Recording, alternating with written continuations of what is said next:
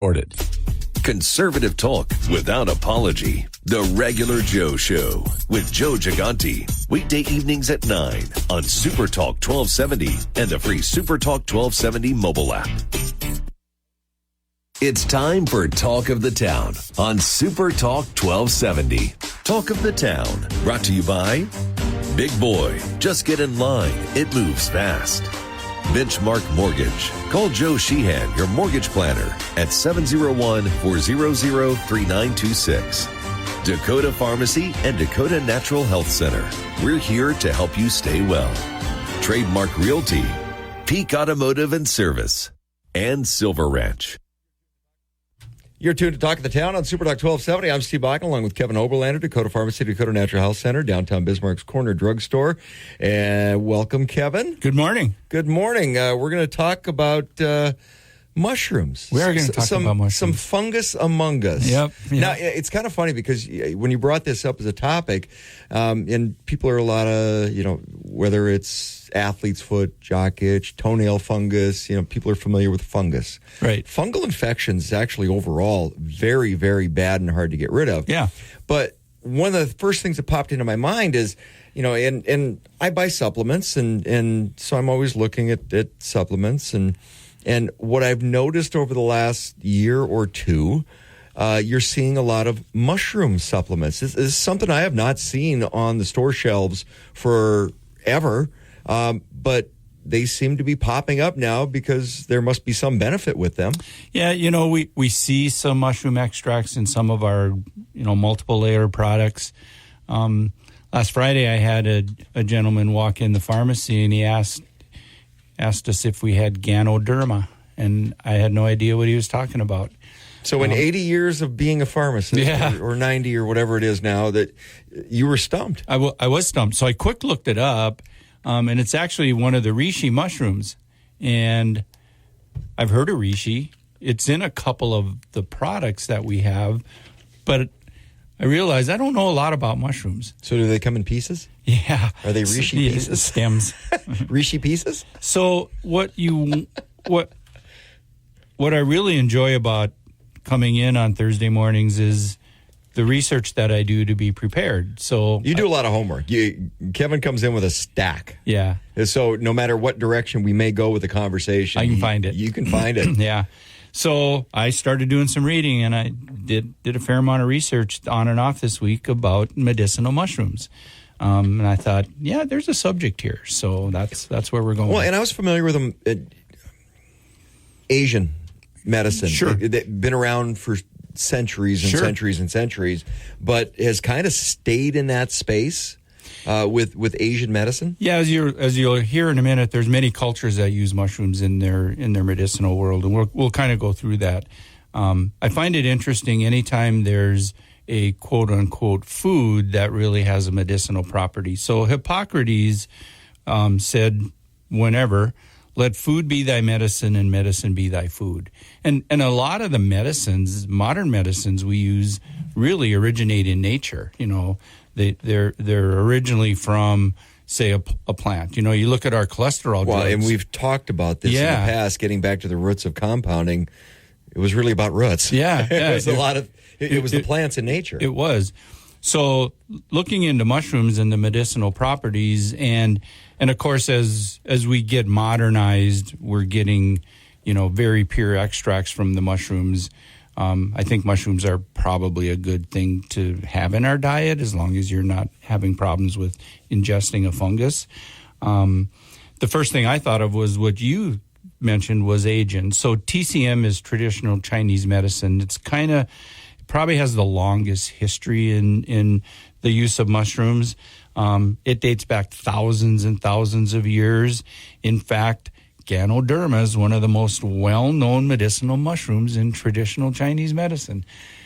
And that's what I found when I looked up Ganoderma as a reishi mushroom. It took me right to traditional Chinese medicine because it's very, very prevalent in that. But there's other cultures. Ayurveda medicine originated in India. And Ayurveda is the skill of putting together multiple things to get a positive outcome. So Ayurveda is the kind of the science of synergy. Things work really well together. Layered approach. Yeah. So various mushrooms use an Ayurveda that they possess medicinal properties. So cordyceps, and we're going to go through these in greater detail. Cordyceps is very, very prevalent in Ayurveda medicine. It's used as an adaptogen to help you adapt to stress, and we've had a conversation about unresolved stress recently. Japanese and Korean traditions use medicinal Chinese medicines. The staple for them was shiitake. We see shiitake mushrooms as part of formulas that are put together by the companies that we use. Shiitake is good for immune function. So in some of the immune products that we were seeing during this whole COVID time, some of them had some shiitake mushroom extract in it. And it's in there, but I didn't really do my homework until this week. So it was an interesting. When I was skimming through stuff, so mushrooms, Native American culture, very prevalent. Also, I found some stuff in Egyptian. There were some references to Egyptian medicine that were there. I'm like, wow, that okay, yeah. But and we're not talking about the psilocybin. The hallucinogenic. That's not a medicinal, medical. These are different. There's a distinct difference between the two. Well, if you look at the plant world, there are different sides to it. In this case, there's a medicinal side and there's a psychedelic side. Even in the cannabinoid world, hemp has cannabinoids, but it's touted to be more medicinal. Now, medical marijuana is touting to be medicinal, but it also has the hallucinogenic and intoxicating effect. The interesting thing that I started to read about mushrooms is the modern scientific research, because that's typically what happens is the modern research will follow some of the ancient medicinal modalities because there's positive outcomes, so they're going to research why. Why are we getting a positive outcome? We use beta-glucans are very, very common. Well, beta-glucans, polysaccharides, triterpenoids, they're all part of our medicinal world, but they're derivatives of mushrooms. I knew beta-glucans were, but I didn't know about some of the others. Fungus among us, and then there's just some good stuff out there. Yep. We're talking about mushrooms and fungus and the different medical sides of that with Kevin Oberlander, Dakota Pharmacy, Dakota Natural Health Center, downtown Bismarck's Corner Drugstore. This is Talk of the Town on Super Talk 1270. Super Talk. Welcome back to Talk of the Town on Super Talk 1270. You're tuned to Talk of the Town on Super Talk 1270. I'm Steve Bike, along with Kevin Oberlander, Dakota Pharmacy, Dakota Natural Health Center, downtown Bismarck's Corner Drugstore. And we're talking about mushrooms. So the fungus among us, and not the fungus between your toes. No. Cases. So, all right, so when you're looking at a mushroom and you see the stem, you see the cap, there's a little bit of a root system that really you don't see that goes underground. Where the benefits come, because there's different pieces to a mushroom, and some mushrooms are rather dangerous because I know people that pick them, and some are good for you, but it's the different components of the mushroom that have different properties. Yes, and unless you're well schooled, you don't walk around in the wild and pick mushrooms and eat them. So even if I were, no, not going to happen. So the mycelium is the root and the stem. It's the carrier of the nutrients to the fruiting body. That's what we see, the majority of what mushrooms look like. But the interesting thing about mushrooms, and when we get into it deeper in this session, is there's many different looks to mushrooms. Their color and the shapes, and it's not the traditional cap that you think of. Some are, but the majority of them are really strange looking. But again, it's the fruiting body that is going to carry the nutrients. And so going back to the nutrient side too, you have to remember mushrooms grow out of decay. Right. So that's part of some of the dangerous properties is you've got decay. So it's how that nutrient is absorbed and transformed and utilized in the cap that is either dangerous or good for you. Right. And maybe not all of the cap is actually good for you as well. So, we're looking for, again, the beta-glucans, the triterpenoids. Those are the nutrients that are in the mushrooms that have the give us the positive medical outcomes. So I just thought it was interesting some of the history of the different kinds of mushrooms, and we're going to talk about the top 7 medical mushrooms, and some of these may sound familiar to some of the audience, and they all have kind of a subtitle. So in fact, one of them it's the mushroom that's not a mushroom. It's actually part of a tree bark. Really? So, yeah. So my favorite mushroom, the one on my steak. Yeah, the sautéed ones. Yeah. So the top 7 medical mushrooms include one called lion's mane. Lion's mane mushroom is mushroom for the mind, and it's really its benefits are that it supports healthy brain function and neuron regeneration. We have people ask for lion's mane. I believe we do have a lion's mane mushroom extract, and that's what they're looking for. They're looking for improvement in cognitive function and focus, and they buy it and they rebuy it because they say that it helps. Historically, lion's mane it's beautiful in appearance. It's a very attractive looking mushroom. It also let me guess. It looks like a lion's mane. Yeah, it does. But it doesn't grow out of the ground. It actually grows on trees. So you might actually have seen shell-looking things on the barks of trees. They're probably a type of a mushroom, maybe not medicinal, but they're growing on, like you said, they're growing on decay. Yeah, some sort of a fungus. Right. And is there a difference between the definition of a fungus? Is it kind of like a square is a rectangle's not a square. Right. A mushroom's a fungus, but a fungus isn't always a mushroom. Right. Right. Yeah. Oh, yeah. That's definitely true. So lion's mane, it's very, very popular. The more I read about it, the more I found it's very prevalent in all worlds. The reishi mushroom, which we talked about initially, it's a Ganoderma type of mushroom. The reishi mushroom is considered the mushroom of immortality. Now, what it's typically used for is as a sleep aid and an important immune modulator. So the idea that it's for immortality is if we sleep better, we're probably going to live longer, and if our immune function is better, we're probably going to live longer. Reishi mushrooms are rich in polysaccharides, and it's the polysaccharides that are associated with improved immune function. And if taken for a long time, science really shows that it can be very, very beneficial and significantly support your immune function. Cordyceps. Cordyceps is a mushroom, again, that may sound familiar. Cordyceps improves lung capacity and increases energy. So lung capacity would be, cordyceps might be used in somebody that has, COPD, as long as it's not interfering with the medications they're on, asthma, those types of people, those maybe seasonal allergies. You might see a cordyceps mushroom extract in some seasonal allergies when lung capacity is diminished. Chaga mushroom is the mushroom that's not a mushroom. It's a mushroom that it's considered a mushroom, but it's not a mushroom. It's actually put out by birch trees. It's part of the birch tree bark, so it's more of a bark, but it's typically used to help digestion, and it's good for the skin.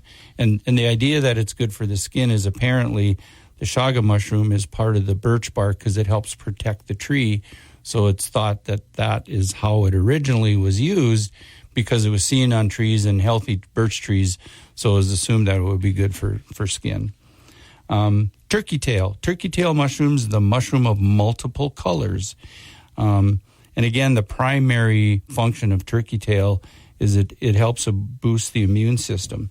And it does that by increasing our natural killer cells.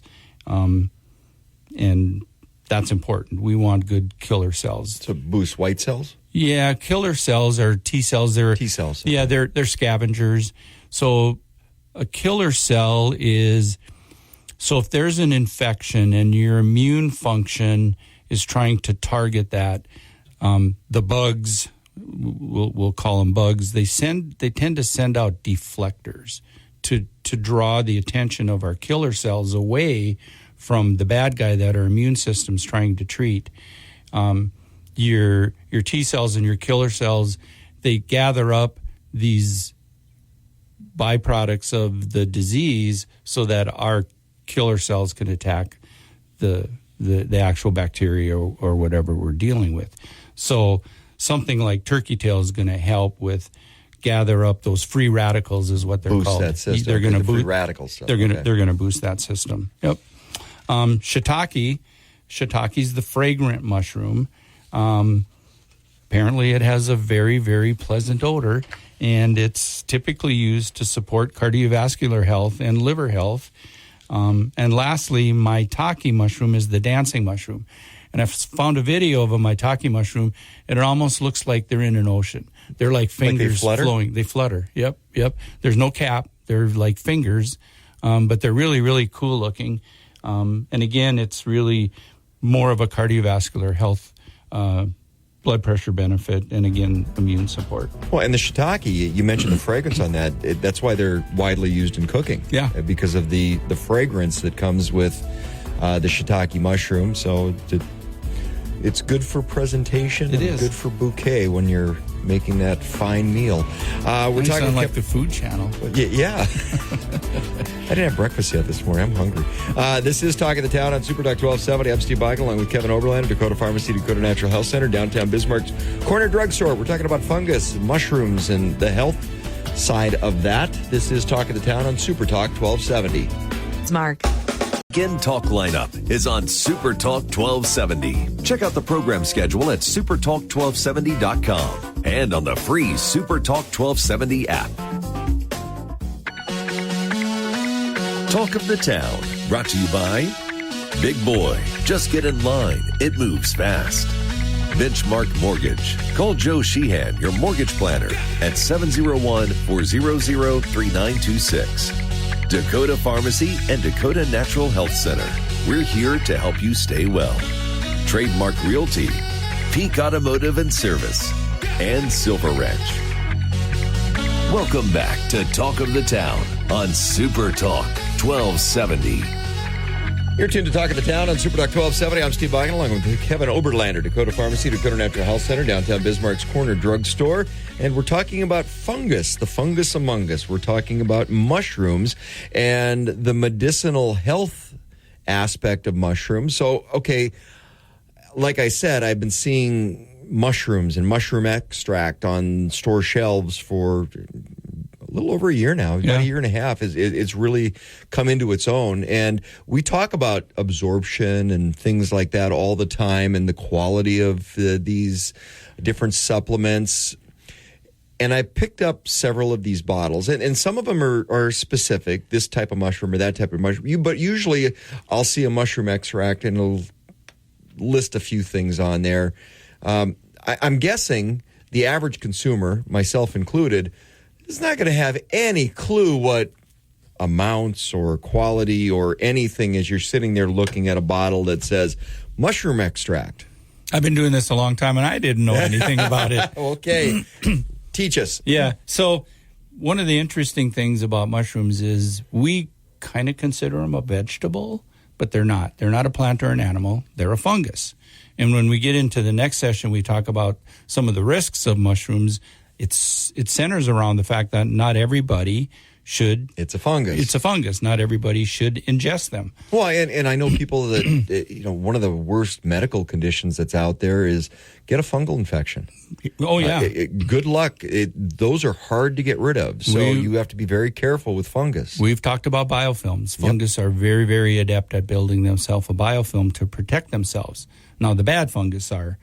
The good fungus in mushrooms really don't do much in the penetration of a biofilm, so you typically don't treat fungus infection with a fungus. Sometimes even a quality fungus will exacerbate the condition because you're adding to the makeup of that biofilm. And when we talked about biofilm here not too long ago, we talked about the fact that the organisms inside the biofilm actually create antibiotics, so they teach themselves to protect themselves from antibiotics, which is a scary, scary world.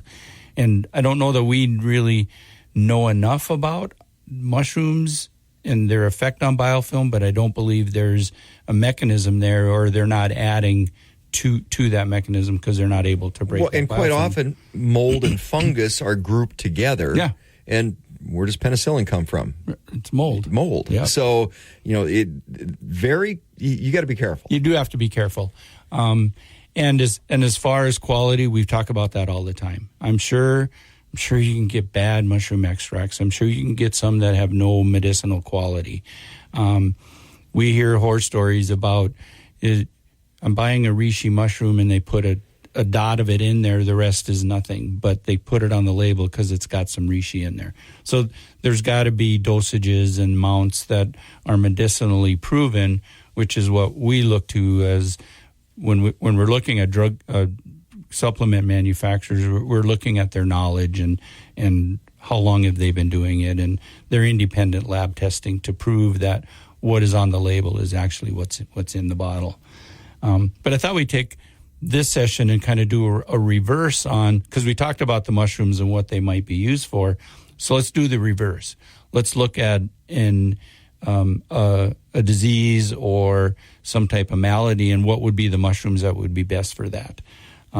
So what is the best mushroom for inflammation? There's three that come to mind: reishi, cordyceps, and turkey tail. They show to have the most anti-inflammatory properties, and they also support your immune system. And a lot of our immune function, when it's poor, leads to an inflammatory process. What's the best mushroom for joint pain? Reishi mushrooms, again, come right to the top. It's been shown in research that reishi can help ease pain in people with rheumatoid arthritis after about a period of 24 weeks. So it takes a fair amount of time for some of these things to actually exhibit. So typically, do mushroom extracts or mushrooms and their properties, does that take a while to build up in the system? Yeah, I think it's not like pop the pill and a couple days later you're feeling better. Right. They're really not drugs. They're fungus that come from our world. And typically when people make dietary changes to improve their health, that doesn't help overnight. That just takes a while. The nutrients that we're ingesting can take weeks and weeks and months sometimes to give us a positive outcome. I think the same is to be said for using some mushrooms. So if your immune function is poor and you want to boost it with some mushroom extract, you probably don't want to consider that an acute problem. It's a long-term commitment to using that as part of your immune function. So what is the medicinal mushroom that is touted for anti-aging? Because traditional Chinese medicine uses, again, reishi, and then the Korean, Japanese use shiitake and maitake as anti-aging mushrooms to slow the aging progress and maintain longevity. What's the best mushroom to lower cortisol? So the gentleman that came in the pharmacy last week looking for Ganoderma, again, that's a type of a reishi mushroom that helps control our cortisol output, so it has a calming effect in times of stress. What mushroom is used for fibromyalgia? That's a Ganoderma. Again, fibromyalgia is oftentimes a severe inflammatory condition that travels around the body, but it's usually associated with a myriad of complications, one of which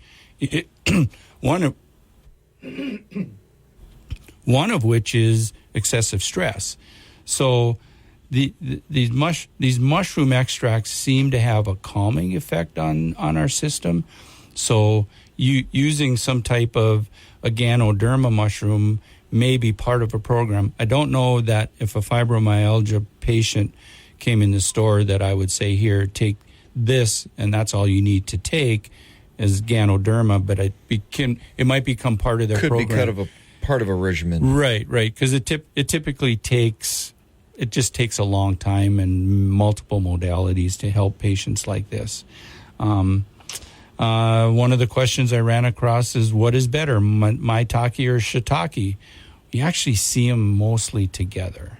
So they have different properties, but maitake is called the king of mushrooms, mostly because it has high culinary use, as well as nourishing qualities to the body overall.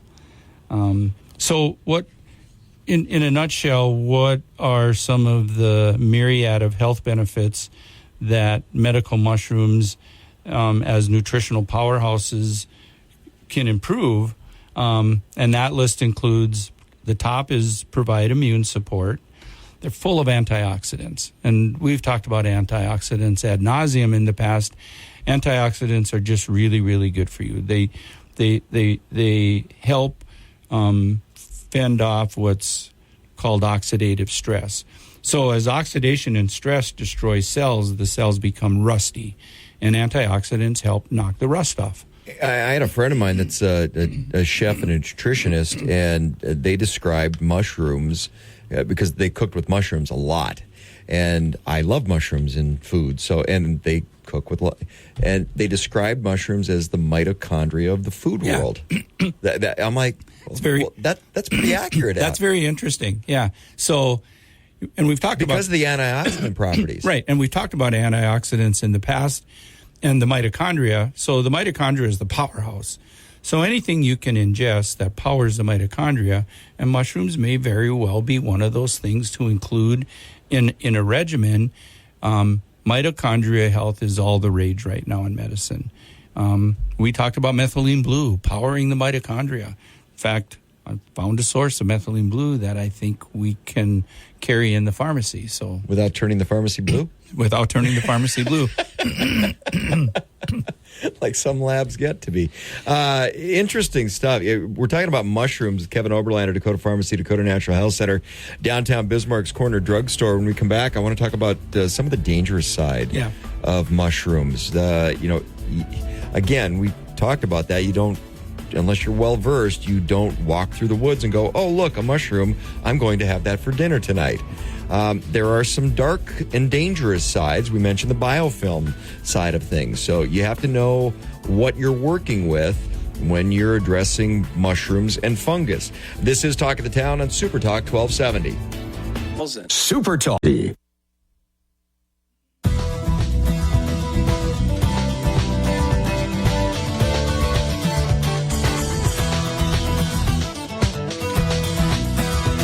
Welcome back to Talk of the Town on Super Talk 1270. You're tuned to Talk of the Town on Super Talk 1270. I'm Steve Bach, along with Kevin Oberlander, Dakota Pharmacy, Dakota Natural Health Center, downtown Bismarck's Corner Drugstore. And we're talking about fungus, mushrooms, and the effects and good effects that it can have with your health regimen. And now there's a dark side. We want to talk a little bit about that because we've talked about the biofilms in the past. And mushrooms, they're a fungus, not really a plant, not an animal, kind of. It's their own little world. They're their own little world out there. And quite often you think about the fungus side of things, that although many medical benefits, because as I mentioned, fungus is kind of lumped in with mold, and penicillin comes from mold, good molds. So there's good molds, bad molds, good fungus, bad fungus, good mushrooms, bad mushrooms. Right. And even good mushrooms can be bad for somebody. So when I was doing my research, I found 8 specific risks that patients need to consider if they're gonna use a mushroom extract. And the number one risk is the allergic reaction that could happen, because this is something that it grows in the environment. We can be allergic to a lot of things in our environment. So there's a population of individuals that may be specifically allergic to mushrooms, and they may know that. Well, and quite often a lot of people that are allergic to mold, because mold and mildew. Right. And there's a lot of allergies out there for that. Well, again, mold is closely related to fungus, closely related to mushrooms, so if you're allergic to an aspect of that, right, there's a good chance you're going to be allergic to a larger aspect of that. Or if you have long-term exposure. Some people have exposure to mold that they're not even aware of. It can be in the house that they're living in. It can be in the building that they're working in. We hear that with black mold all the time. Exactly. That's why it's so exactly. dangerous. So if a patient's exposed to a mold on a chronic basis, their immune function is probably going to be compromised to that world, and that world includes the potential that they would react to mushrooms. So you just have to be diligent and very careful. It's once you start something, you just kind of need to be aware. If you see something that would be considered an allergic reaction, you may be reacting to it. That would be a skin rash. That's going to be like a runny nose or some congestion. Typical of your allergic reaction. So, be aware. The second most documented risk is there's actually a fair amount of drug interactions. So there again, I think there is a risk in people just stopping, looking at something off the shelf, picking it, taking it home, and taking it. Well, but that's especially if you're on medication. Mushroom specific, because people, right. That's first thing when you walk into your doctor's office, okay, what medications are you taking? Well, that also includes supplements. Yes. So if you're taking supplements, those supplements will react with different medications or courses of treatment as well. And I think people take that awfully lightly. I think they do. The number one type of medication that can interact with mushrooms is blood thinners, the anticoagulants. A lot of people take them. A lot of people use them in their cardiovascular program. And they see, well, this particular kind of mushroom is good for my cardiovascular system, so I think I'm going to take that in addition to my medications. And without asking about it or asking a professional who like our staff who can help with that, if we don't know the answer, we're going to look it up. I didn't know the answer on Friday, so I went and looked it up. But I think it's important that if you're, we can look at your drug history if you get your medication from us, but if you don't, we don't have access to that for the most part. So the buyer just needs to be diligent about what they're ingesting and any risks that might be involved with that. Toxicity is another issue. I don't think you ever want to take an excessive amount of a mushroom extract. I also don't think, like we've talked, you just don't walk out into the woods and eat a mushroom because there's some toxicity associated with that. In some cases, consuming mushroom extracts and these concentrated extracts, the beta-glucans, the polysaccharides, can cause some digestive discomfort. So sometimes starting with smaller doses and working into it so your GI tract understands what you're ingesting. So is there a danger or is there a benefit because like I said, I'll go on the shelf and I'll see mushroom extract. And then you look at the label and there's a bunch of different mushrooms in there. Or there'll be a mushroom-specific extract. Benefits, dangers of taking that one-size-fits-all or something specific? I actually think there might be a benefit to it. Because if you look at what we talked about, there's so many of these mushrooms that really exhibit the same outcomes. Immune function, anti-inflammatory, it's good for the cardiovascular system. But you need to help balance your blood sugar. So if you take an extract combination, you're using smaller amounts of different types of mushrooms, so you may lower the risk of the exposure because you might be fine with one mushroom and not another one. But again, you also have to have an understanding of what medications you may be on in conjunction with those as well, just like any supplement. Yep.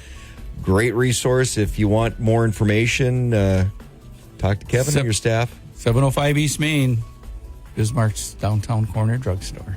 Perfect. Make sure you stop on in. Dakota Pharmacy, Dakota Health Center. This is Talk of the Town on Super Talk 1270. KLXX AM, Mandan, Bismarck, a Town Square media station, broadcasting from the View Community Credit Union studio. Now you can listen to Super Talk 1270 on Alexa. Hiya. Find out how at supertalk1270.com. Goodbye. Talk of the Town, brought to you by Big Boy, just get in line, it moves fast. Benchmark Mortgage. Call Joe Sheehan, your mortgage planner, at 701-400-3926. Dakota Pharmacy and Dakota Natural Health Center. We're here to help you stay well. Trademark Realty, Peak Automotive and Service, and Silver Ranch.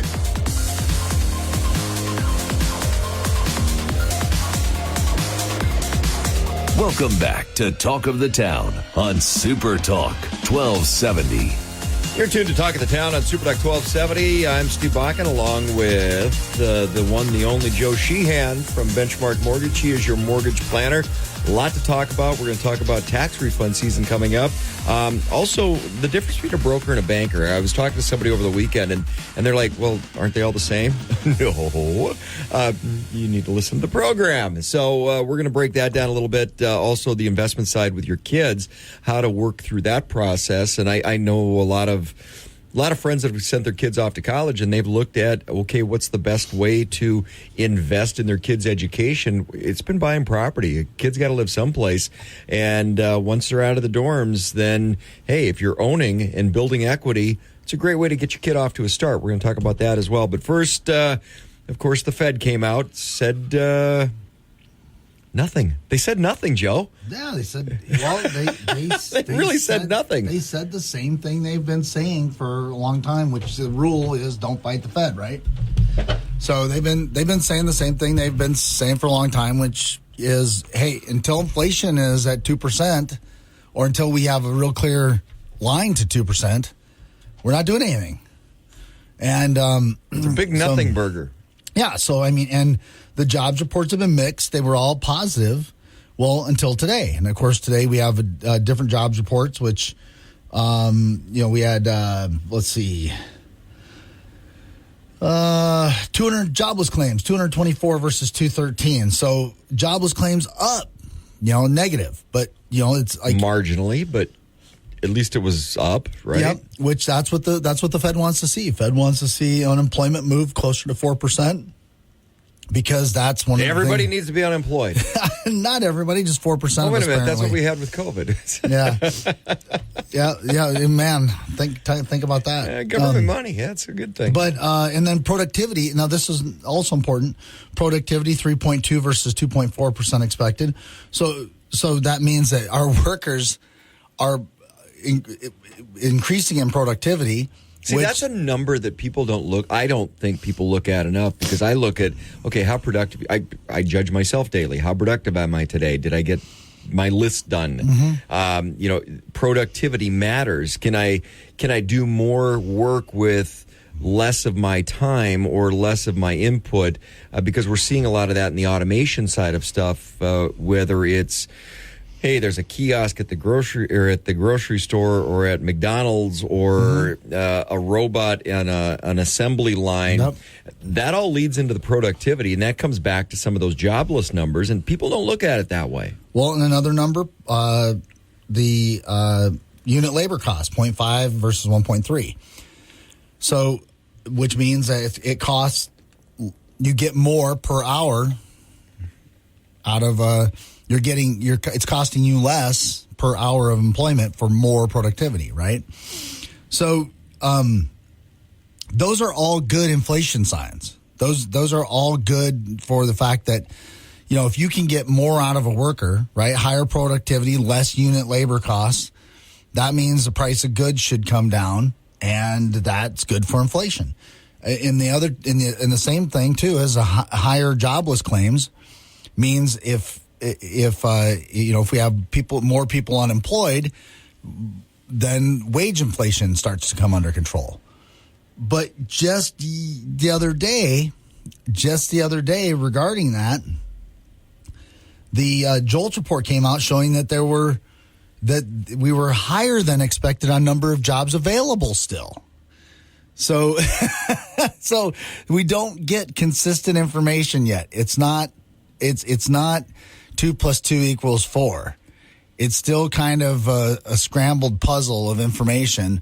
Now, I suspect that the jobs that are available, so even though the jobs available were higher than expected, My guess is those jobs aren't jobs that are increasing earnings for people. My guess is that we're starting to get to the jobs that aren't as desirable, aren't winding up increasing wage inflation.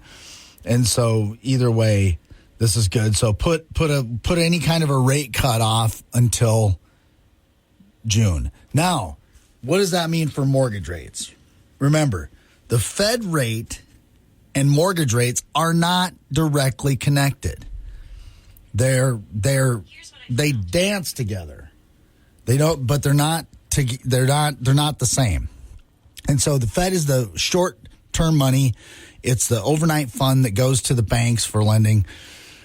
The 30-year fixed-rate mortgage is based on the Fannie Mae mortgage bonds, which right now is on the 5.5 mortgage bond.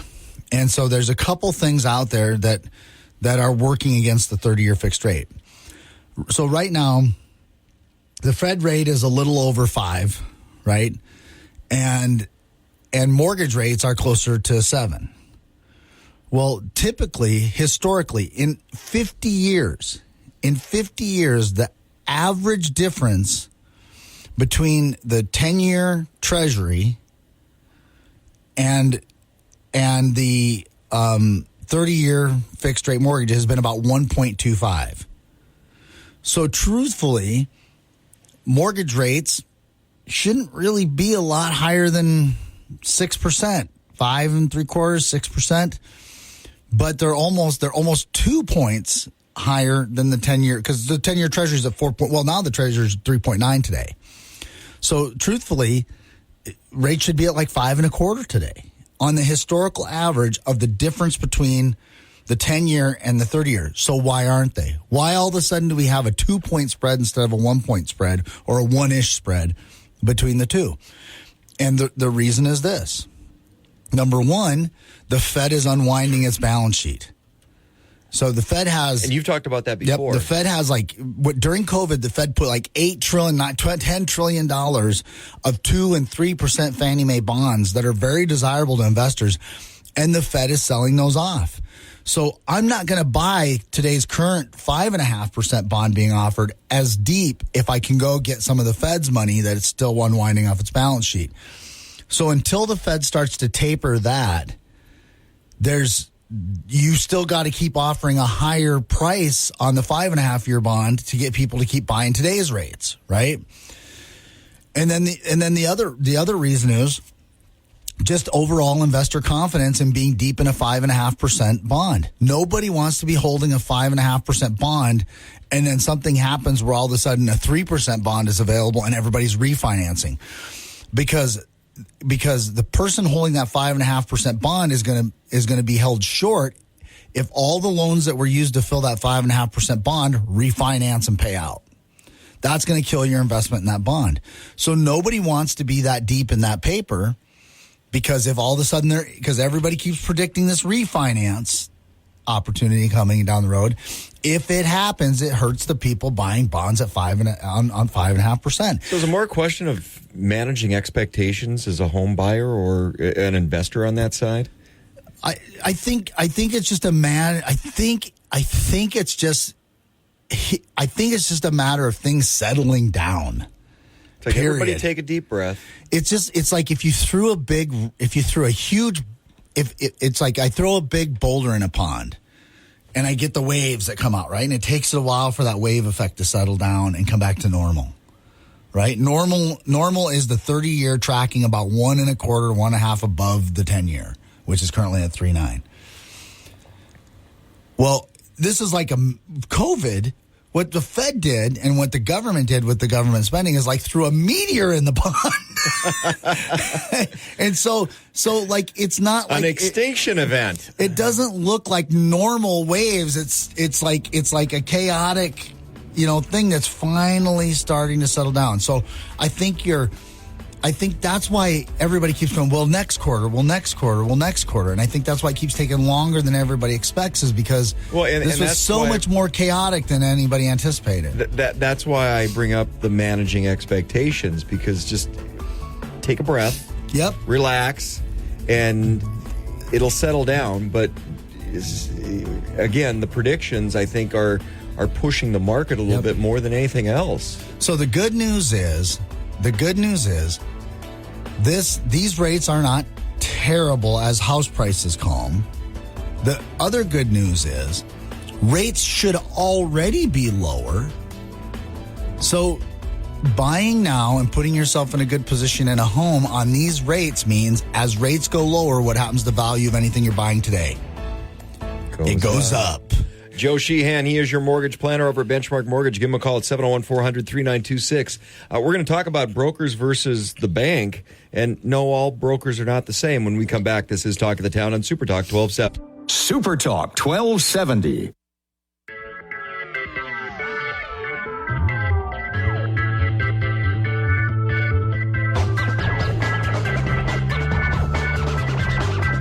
Welcome back to Talk of the Town on Super Talk 1270. You're tuned to Talk of the Town on Super Talk 1270. I'm Steve Bike along with Joe Sheehan. He is your mortgage planner over at Benchmark Mortgage. Give him a call at 701-400-3926. Now, I want to talk a little bit about brokers versus banks. Before we jump into that, I just wanted to say that the on the jobs front, the U.S.-based employers announced 82,307 cuts in January, 136% increase from the 34,817 cuts announced 1 month prior. So I mean, so there is some sense that, you know, this is why the 10-year Treasury has fallen below 4 again, is that the market saw a move in employment, which anytime there's risk, anytime it looks like the economy could be slowing or there's a hit to the economy, people jump into treasuries and bonds. Right? Okay, but I do have one question about that with the unemployment. How much of that is because it's seasonal as well? Because you see all these companies that ramp up their seasonal employees, and then it takes a while to ramp down. UPS, great example. You see the 12,000 cuts in the UPS labor market. Right. Not all of those are full-time employees. Yeah, this was from the outplacement firm Challenger. Gray and Christmas. That's not just seasonal. So not just lag. No, and like I said, it doesn't stay consistent because then, like I said, at the same time, there's more job openings than expected, and so there's more. We still have more jobs available than people we have to fill them. There's all these contradictions in the market, which is why that's why the Fed seems so disjointed. The Fed seems so disjointed because it doesn't have clear coordinates for landing, is the bottom line. It's a little foggy out. Yep. So anyway, banker, broker. So let's talk about the different kind of lenders you work with out there, because this matters, right? Now you're a banker. I am a mortgage banker. Yeah, I'm a different part of the evil empire. So what typically people think of is they think of their bank, and I'm going to get to your bank in a second, and like your typical like Gate City, Starian, those guys. But first, let's just talk about what most of the world's home loans are through. And so you think of like a Rocket Mortgage, that's a mortgage bank. Okay, that's a mortgage bank. Who knows where they're going, because now they've come out with like Rocket Money, and I mean, they just got brilliant ways to try to get into everybody's pocket, right? But that's a mortgage bank. Benchmark Mortgage is a mortgage bank, and what's the difference between a mortgage bank or a bank and a broker? A bank funds the loan. A bank takes your application. They process and they underwrite your loan, and they pay for the money at the closing.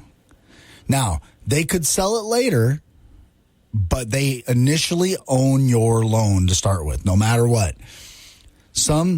And this is the big thing, like, you know, it's a little deceptive. Some of the ads. And a lot of banks or credit unions are a little different as well, but a lot of banks, your loan is sold when you sign that paper. Well, a credit union can operate as a mortgage bank. USAA, Navy Federal Credit Union, mortgage banks.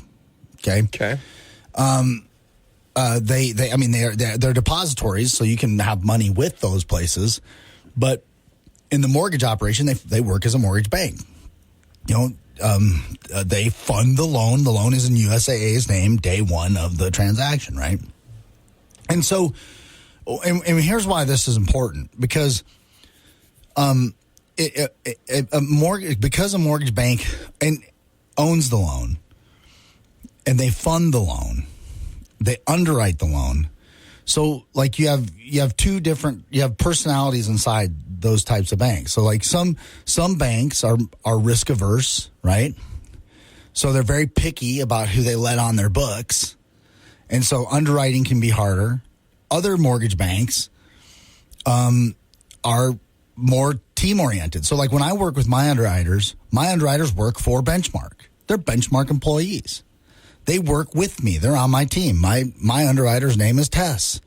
You know, that's so, like, how do we get the deal done? Yeah, it's how does it work? How does it fit guidelines?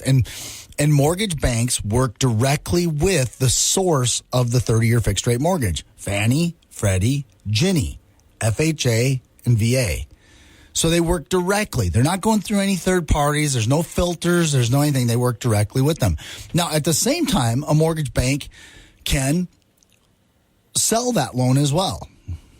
But the idea is that first they underwrite it, they own it, and they fund your loan, right? And they service your loan. Now, some mortgage banks service all their mortgages. Some service some. We, like at Benchmark, we have about a $4 billion servicing portfolio. That means you make your payments to us. It's a little bit deceptive to say we keep the mortgage. So, like, you've heard these ads, closed here, stays here kind of thing. It's kind of a lie. They're not trying to lie to you, but it's kind of a lie. Nobody owns the mortgage as a bank unless you're truly doing an in-house mortgage as a depository and keeping it on your books. But 30-year fixed rate mortgages typically get bundled up and sold off. Like, right. Because it's part of a financial portfolio. It's all a part of Fannie, Freddie, or Ginnie, right? So Ginnie Mae is the one who is the agency for all government loans: FHA, USDA, VA. So if you probably experienced this, where your loan, let's say you make your payment to Benchmark, but you might get a letter that says Fannie Mae now owns your loan, but you're still making your payment to Benchmark. Right. Because we all sell the loans. So when I say I keep your mortgage, I don't really mean I keep the mortgage loan. It means I keep your servicing rights. The servicing side of it. Which means you make your payments to me. And that's really the part that matters to a customer. Where am I making my payment to? Right. Where your loan goes to Fannie. It's put in a mortgage bond. It's bundled up and hacked up into other securities that are sold in other investments, into mutual funds and all kinds of other bond funds and stuff like that. I mean, that loan is owned by the agency, and however the agency then sells that off as any kind of an investment or derivative or whatever. But at the end, what the mortgage bank owns is the servicing rights. Now, we can also sell the servicing rights. So, like, I made my payment to Benchmark for 6 years, and then Chase came to Benchmark and said, "Hey, we want some paper. We're willing to pay more than it's worth." So Benchmark said, Okay. And so, about $10 million of loans went to Chase in a heartbeat. One of them was mine. So that's what a mortgage bank does. A mortgage bank owns it, funds it, services it, and what a broker is. Tell you what, we're up against a break. Let's come back and we'll talk about the broker side of that when we come back. We're talking about Joe Sheehan. He is your mortgage planner over at Benchmark Mortgage. Give him a call at 701-400-3926. This is Talk of the Town on Super Talk 1270. Now you can 1270 on Alexa. Hiya. Find out how at supertalk1270.com. Goodbye. Talk of the Town, brought to you by Big Boy. Just get in line. It moves fast. Benchmark Mortgage. Call Joe Sheehan, your mortgage planner, at 701-400-3926. Dakota Pharmacy and Dakota Natural Health Center. We're here to help you stay well.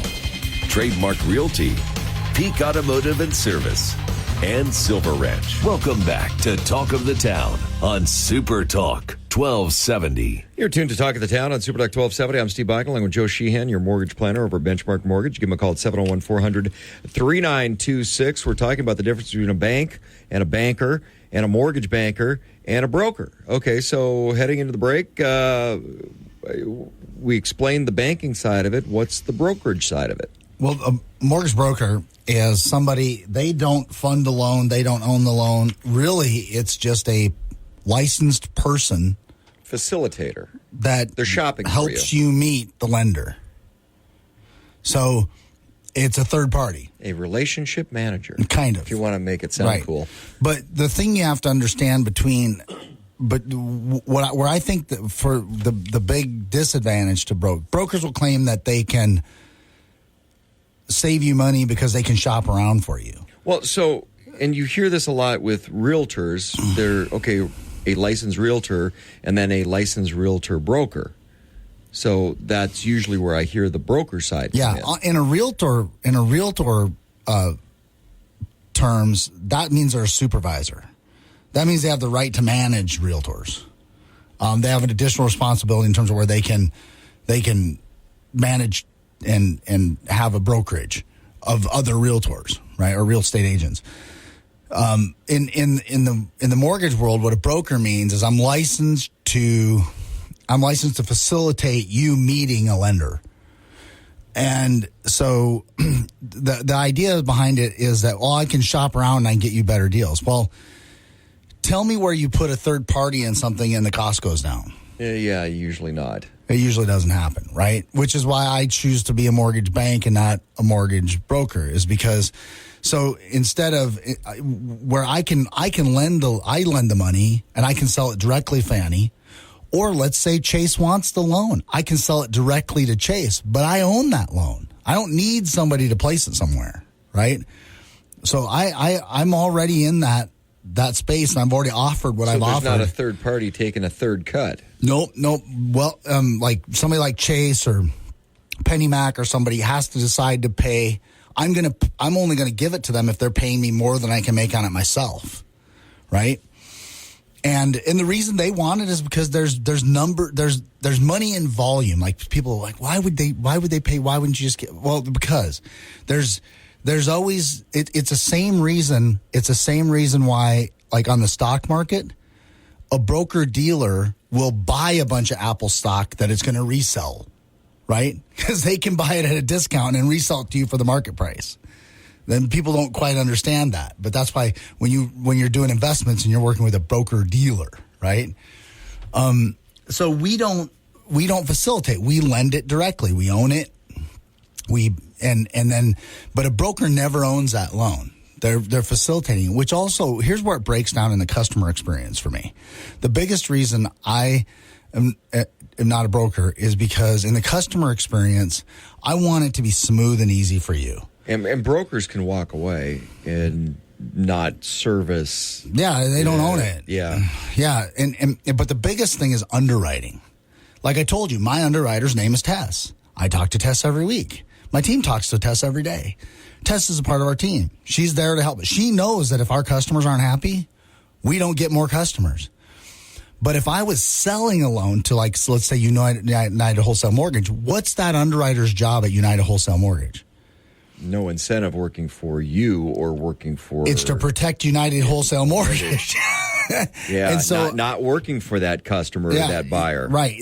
Their job is adversarial. Their job is to make sure I'm telling United Wholesale Mortgage the truth. And so, in my opinion, a lot of times deals through brokers become more difficult. There's more questions. There's more red tape. Well, and usually... because you have a third party. Right, and this is what I've noticed, too, from the banking side. So if you're dealing with you walking through, you're going to get to the closing, and you're not going to go, hey, we needed that extra $2,500, because you're going to know that. No surprise. With the broker, you could show up and go, hey, we need an extra $2,500. Well, and this is why you have all the confusion about what does it take to qualify for a loan. So you walk into one place and say, well, no, I just talked to a loan officer and they told me I need a 620 credit score to qualify for that loan. That's because they're a broker. And so the person they're selling the loan to said, we need a little bit of a risk hedge. We don't want to take on the riskiest risk we can take from you because we don't know you because you're a broker. So we're going to tell you we won't go below 620. The truth is, FHA goes down to 580 with 3.5% down. If you want to put 10% down, FHA goes down to 500. So those are the real rules. But you get these, what they're called overlays. And those overlays are set up to work with third parties because they're hedging their bet. Because they're hedging their bet against them. Right. And this is where you wind up with those, like, so for example, you know. In my mind, you know where I just went? What? Okay. That's an extra layer of PMI insurance. Just call it something else. Right. You know how I feel about that. Yeah, right. Even exactly. though I shouldn't. Yeah, you're exactly but that's right. what it is. So it's an extra layer of insurance for them. You're never working directly with the source, right? A bank is working, a true mortgage bank is working directly with the source. Broker is not. Bottom line. Now, and the truth is, as a bank, as a mortgage bank, guess what? When I pull up my rates for my customers and I show them my rates, I show them all of the people that are in line to buy their deal too. So I shop the rate for them too. I show them Chase and PennyMac, and I show them, now I show, here's where Benchmark's at today. And that's not something you typically see. No, I show it to customers. I go, here's everybody in the market that wants your deal, and here's what they're willing to pay us for your deal. So I get to show them if mine is better than, which gives you the ability to get them a better deal. Well, or at least gives them the honesty of showing them if my transparency. Right, I can tell them I'm probably going to sell your deal right after we get there because PennyMac wants you really bad. But you're still making the payment to me, and I'm servicing the loan. Yep, it's going to start at Benchmark. And if PennyMac comes through on this price, though, you might get sold to PennyMac. But regardless, I long term am your guy. Like, I've always owned it. I funded it. I was responsible for it. I did it. And at the end of the deals, now you go to your bank. Now there's the deposit banks. Now, see, the reason why I point that out, so like your deposit banks, like Gate City, Starion, and the credit unions are the same thing. That's a tax status. Still a deposit institution. It's still a deposit institution. But they operate as both. They're not necessarily mortgage banks. A lot of deposit banks broker their loans because they're too small to have underwriters and processors and servicing departments and those kinds of things. So they actually, even though they're a bank, they're brokering your mortgage loan because they're not big enough to be a mortgage bank. Mortgage banks have to be big institution. Like to truly operate at least as a correspondent mortgage bank, you probably need to do $500 million in loans. Minimum. That's minimum. That's minimum. To be a true full service mortgage bank where you are working with the agency, you probably have to do $1 billion in mortgages. And that's not counting reserve funds. Yeah, and then you have to have risk reserves. You have to operate lines. So you're a large institution. Yeah, you have to be able to go to somebody like Wall Street banks and negotiate what are called warehouse lines to fund those loans. And so like, a lot of times you're a depository, you don't have you don't do enough loans to make that worth your while, so you broker them. And so most of the small community banks are brokers, or they might do what's called correspondent lending, which means the lender will underwrite it for them. They will fund it in their name, but they sell it right away. So it closes in their name, but they sell it right away.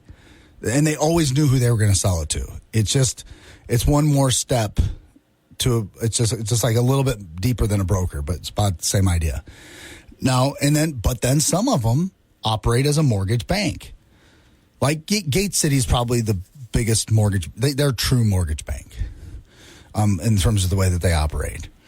But beyond them, everybody's a little bit, like some of the credit unions, they operate as a mortgage bank with their conventional, but they might broker their FHAs. Or they might. So a lot of different layers on this, which the more layers for me, the less transparency, because things get confusing when you start adding different layers. Too many cooks. And the biggest thing is it's easy to confuse. It's easy to confuse where, like, you might, like, I get called a broker all the time because I don't have checking accounts. But truthfully, Benchmark is one of the biggest mortgage banks operating in North Dakota at $5-6 billion during the COVID, $8 billion during the COVID years, and holding a $4 billion servicing portfolio. But we just don't have checking accounts, which also is a benefit because guess what? I'm very focused on what I'm offering you. I'm not distracted with CDs, checking accounts. This is all I do. This is all I do, and I do it for you. It's all I care about. Put together your mortgage plan because Joe is a mortgage planner. This is Talk of the Town on Super Talk 1270. Joe Sheehan, your mortgage planner over at Benchmark Mortgage. Give him a call at 701-400-3926. When we come back, I want to talk about tax season because a lot of people may be looking at some opportunities to get into the real estate market. Tax time and that tax refund, always a good time to... What if you could invest in an investment property with your kid's tax refund? Yes. Oh, my God. Yeah, and the child side of that, too. Let's talk about that when we come back. This is Talk of the Town on Super Talk 1270. Super Talk.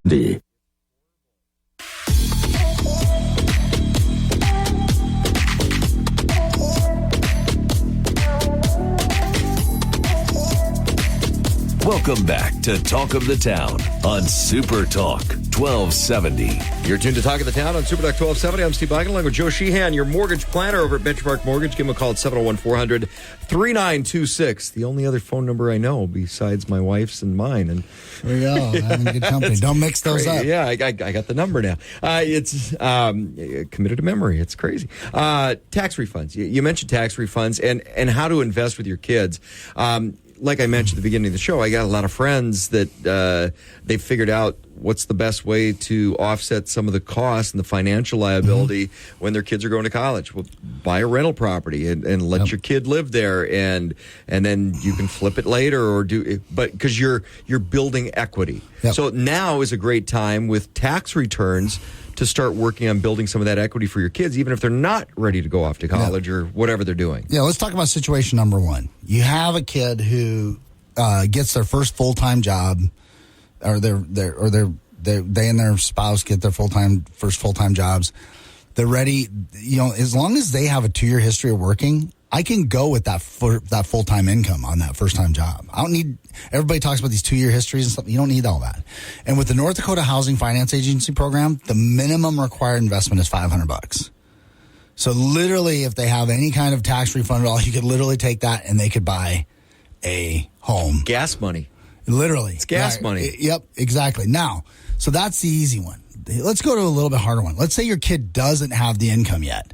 Let's say they're living in Fargo, Grand Forks, or they're here, they go to the University of Mary, BSC, something like that, and you're like, okay, they've lived in the dorm a year or two, and they really have this dream of owning real estate. They would love to own a home. You think they could own a home. You'd like to buy, but you don't have 25% down to buy an investment property and rent it back to them.